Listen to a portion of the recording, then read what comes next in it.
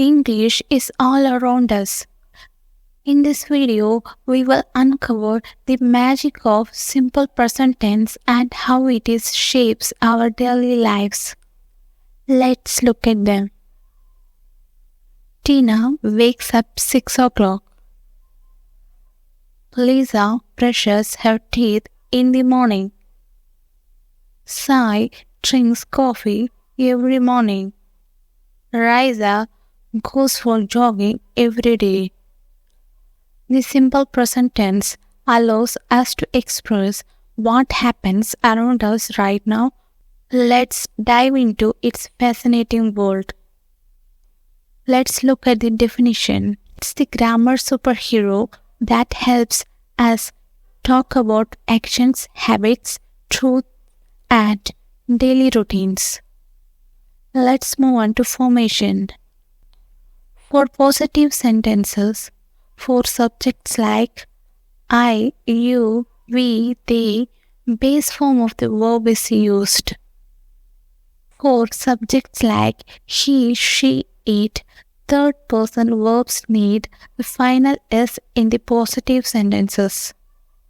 For example, I eat tablets every day. And she eats an apple every day.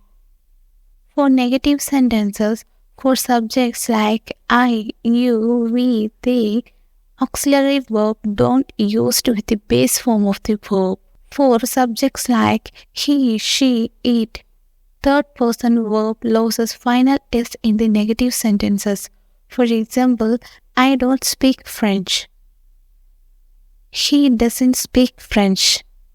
For forming questions, start with an auxiliary verb according to the subject. After subject, we use base form of the verb. The third person verbs loses final S in the questions. For example, do you live in Pune? Or does she live in Mumbai? Let's move on to important session in this video, that is when to use simple present tense. Number 1. General truths and facts. Simple present tense is used to state facts or express general truths that are always true. For example, the earth revolves around the sun. Number 2. Habitual actions.